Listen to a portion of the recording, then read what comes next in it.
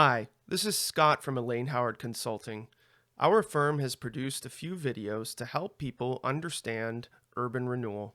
This video is intended to provide viewers with an answer to the question, what is urban renewal and why do cities use urban renewal areas?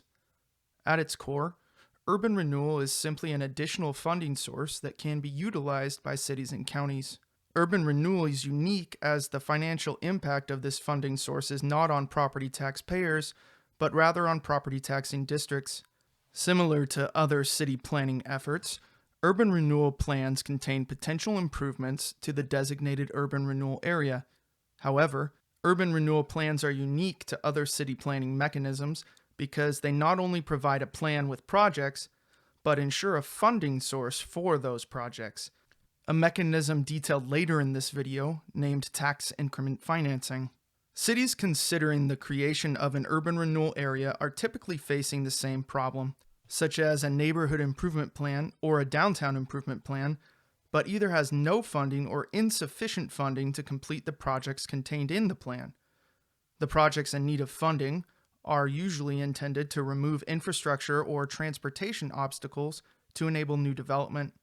Urban renewal is a financing tool that allows for the completion of the under or unfunded projects that would not be completed without the use of urban renewal funding. Citizens are generally interested in the urban renewal boundary chosen and what projects will be completed, but their primary concern is how it will impact them. Most people want to know if creating an urban renewal area will increase their taxes. The answer is no, it will not create an additional tax.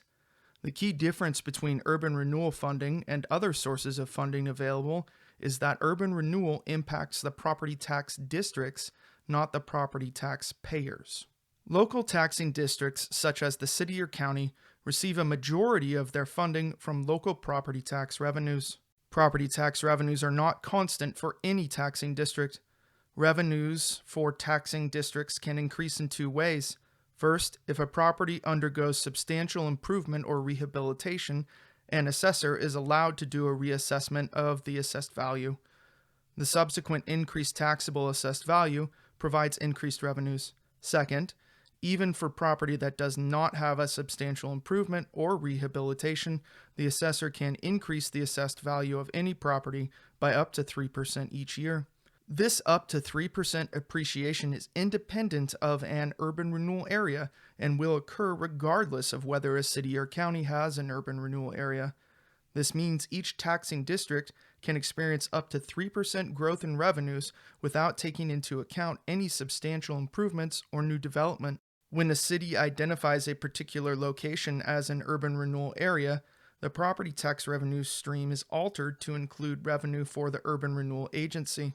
The property tax revenue stream is altered such that the amount of increased property tax revenue generated by the urban renewal area is redistributed to the urban renewal agency.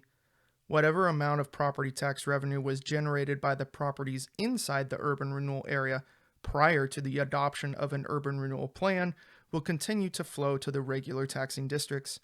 It is only the increases in revenue after the formation of the urban renewal area that will be redistributed to the urban renewal agency. This redistribution is referred to as the division of taxes. An urban renewal area has an income source, expenses, and a spending limit. The income source is the yearly property tax collections from the increment. The expenses are either the projects and programs pursued or administration. The spending limit is termed an urban renewal area's maximum indebtedness. Maximum indebtedness is the total amount of money that can be spent over the life of an urban renewal area on projects, programs, or administration. Urban renewal areas leverage the city tax rate. Instead of just gaining the city tax rate as property tax revenues increase for an urban renewal area, the urban renewal agency instead receives the increased property tax revenue based on the aggregated property tax rate of all the property taxing districts. This is generally around a threefold increase. The division of taxes introduces two new terms to explain the redistribution process. The first is the frozen base, and the second is increment. The frozen base represents the amount of taxable assessed value the year before the urban renewal area was formed. For the duration of the urban renewal area, the overlapping taxing districts will still receive property tax revenue from the frozen base assessed value. The term increment refers to increases in assessed value and therefore property tax revenue over the frozen base. This graph illustrates a few key concepts. First, urban renewal funding starts at a trickle. Often in an area, projects are not able to be funded until 5 or 10 years into the area's lifespan. However, once yearly property tax revenues reach an appropriate amount, the Urban Renewal Agency can use their property tax revenues to incur debt. Because urban renewal areas can incur debt, often the urban renewal area will have completed all of its identified projects, but will still be collecting property tax revenues to pay off their remaining debt. Finally, this graph also illustrates one of the essential goals of urban renewal: to increase the property tax revenue base for all taxing districts. Once the urban renewal area sunsets, all of the assessed value that was a part of the increment now becomes taxable assessed value for the overlapping taxing districts. Where regular taxing districts are impacted directly by urban renewal financing, the local school districts and education service districts are impacted in an indirect manner.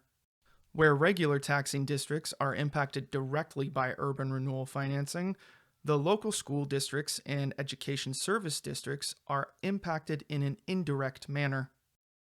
Local school districts and education service districts are funded through the state school fund on a per-pupil basis. Simply put, the state school fund has a tally of all the students in the local school district and multiplies that number by the per-pupil amount determined by the particular school district. Many factors affect the per-pupil amount for a school district, including transportation needs, the number of special needs students in the district, and teacher experience. Urban renewal is an indirect impact to local school districts and education service districts because it does not directly change the per pupil amount for the school district or education service district that is impacted by the urban renewal area. Thank you for taking the time to watch this video. For more information on the potential City of Dallas urban renewal area, please visit the City of Dallas website.